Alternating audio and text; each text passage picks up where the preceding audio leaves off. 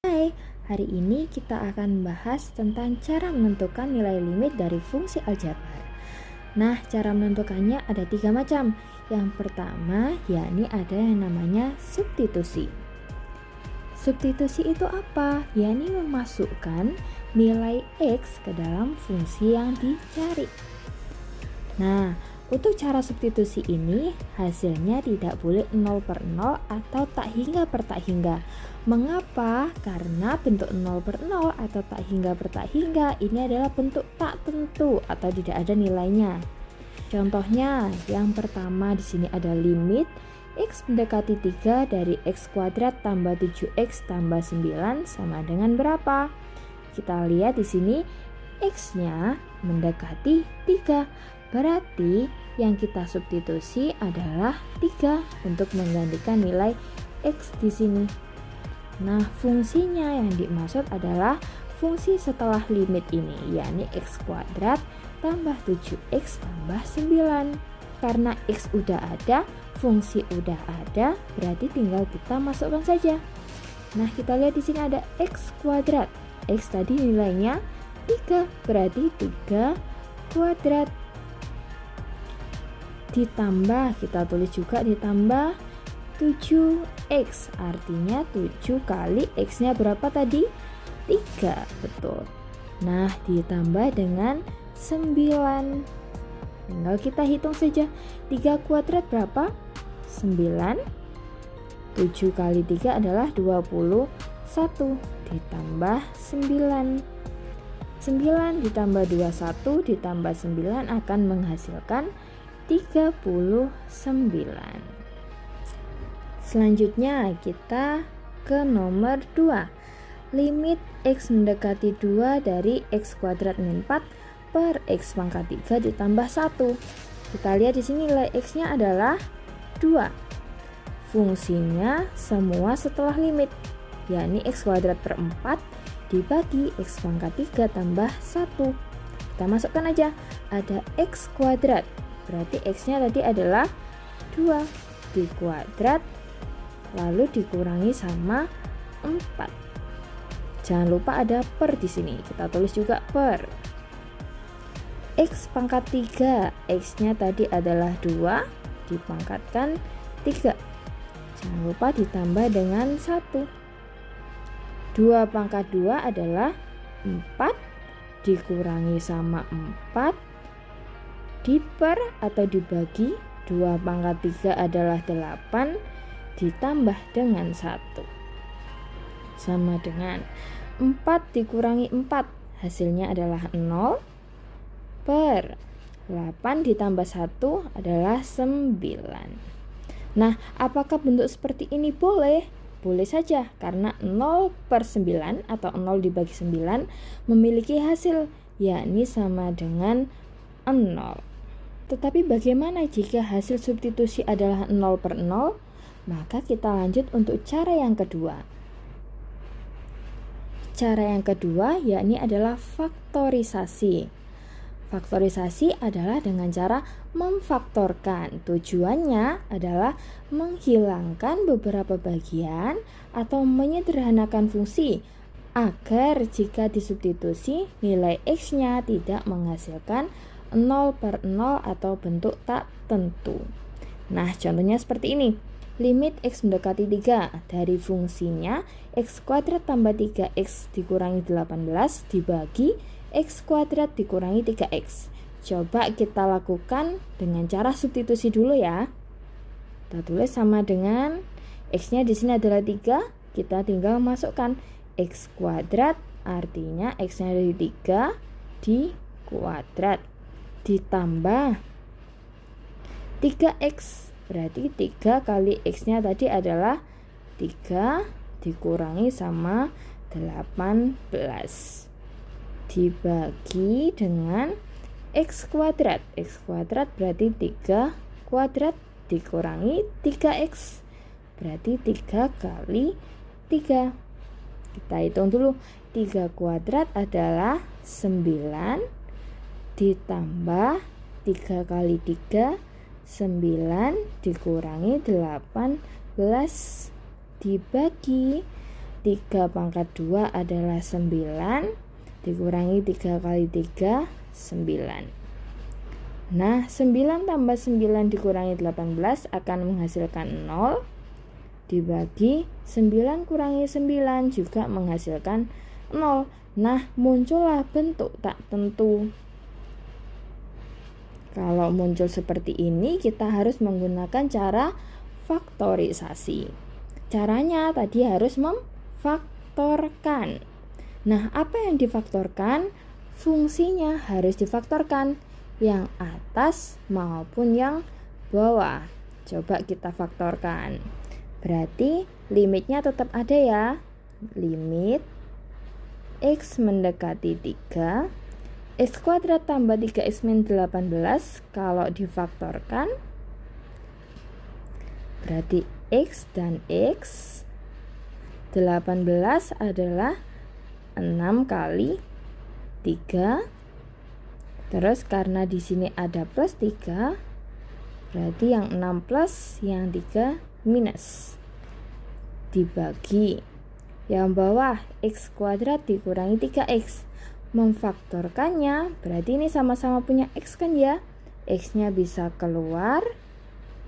X kuadrat ketika udah keluar 1, X-nya tinggal 1. Jangan lupa di sini ada dikurangi 3X. X-nya udah keluar berarti tinggal 3. Ketika kita sudah memfaktorkan, kita lihat apakah ada yang sama. Di sini faktornya ternyata ada, yakni X min 3 dan X min 3. Dengan demikian berarti X min 3 bisa kita coret atau kita hilangkan. Artinya limitnya tetap X mendekati 3, yang atas tinggal X ditambah 6, yang bawah tinggal X aja. Nah, ketika sudah ada yang dicoret dan menghasilkan bentuk yang lebih sederhana, kita bisa memasukkan nilai X. Di sini ada X plus 6, X-nya 3. Berarti 3 tambah 6 dibagi X berarti 3.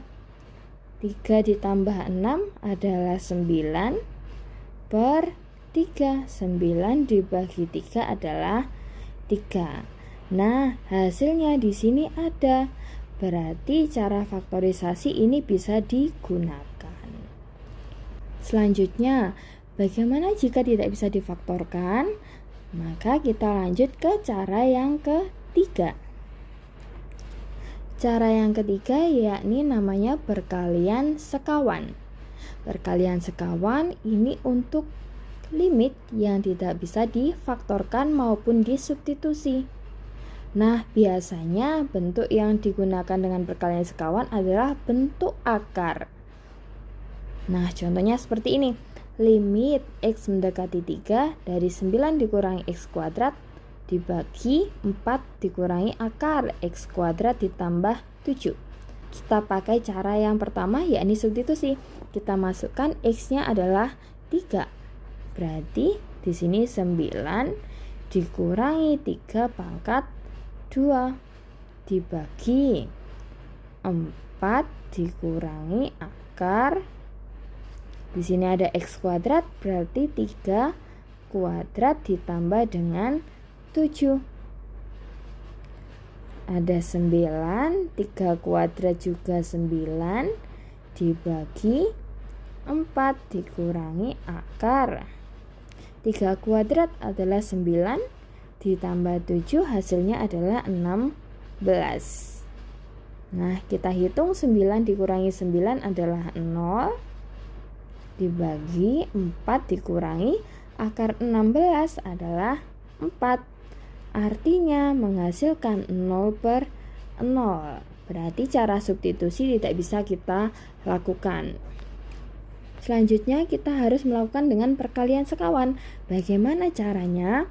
Kita lihat di sini bentuk akarnya ada di bagian bawah atau penyebut. Berarti kita harus mengalihkan dengan yang mirip dengan penyebut, tetapi sekawannya. Kita tulis dulu limitnya. X mendekati 3 dari 9 dikurangi X pangkat 2 dibagi 4 dikurangi akar X kuadrat ditambah 7. Kita kalikan dengan yang sama dengan penyebutnya. Nah, kita tulis dulu penyebutnya. 4 dikurangi akar X kuadrat ditambah 7. Jangan lupa bawahnya juga dikasih 4 dikurangi akar X kuadrat ditambah 7. Karena di sini tandanya adalah negatif atau pengurangan, artinya sekawannya adalah positif atau penjumlahan. Begitupun sebaliknya, kalau di sini positif, artinya sekawannya adalah negatif. Coba kita kalikan. Karena ini X-nya belum dimasukkan, berarti limitnya masih ditulis ya. X mendekati 3. Yang atas kita tulis ada 9 dikurangi X pangkat 2. Kita kurung biar lebih mudah, dikalikan dengan sampingnya ada 4 ditambah akar X kuadrat ditambah dengan 7. Yang bawah kita juga kalikan, sekedar tips and trick. Kalau seperti ini perkalian sekawan, kita cukup mengalikan yang depan dengan yang depan, kemudian yang belakang dengan yang belakang. 4 dikalikan 4 hasilnya adalah 16. Kemudian di sini ada negatif dikali positif menghasilkan negatif.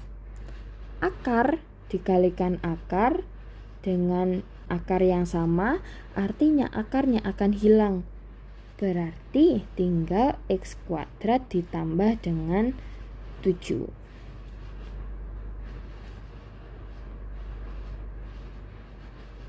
Kita sederhanakan dulu bentuknya. Yang di atas tetap kita tulis 9 dikurangi X pangkat 2 dikali 4 ditambah akar X kuadrat ditambah dengan 7 dibagi. Nah, karena di sini ada angka, kalau dikurangi X berarti tidak bisa ya, harus angka dengan angka. Artinya 16 dikurangi 7 akan menghasilkan 9. Kemudian X kuadratnya di sini ada minus, artinya dikurangi X pangkat 2. Nah, kita lihat di sini yang atas dan yang bawah sama kan? Dan dia perkalian, artinya bisa dicoret. Setelah kita coret, berarti limit X mendekati 3, fungsinya tinggal 4 ditambah akar X kuadrat ditambah dengan 7. Kita substitusikan aja. Di sini ada 4 ditambah akar X kuadrat. X-nya tadi 3, berarti 3 pangkat 2 ditambah dengan 7. 3 kuadrat tadi hasilnya 9 ditambah 7, 16. Berarti akar 16. Akar 16 tadi menghasilkan 4, berarti 4 tambah 4 hasilnya 8. Nah, seperti itu. Sekian untuk cara menentukan limit, semoga bermanfaat.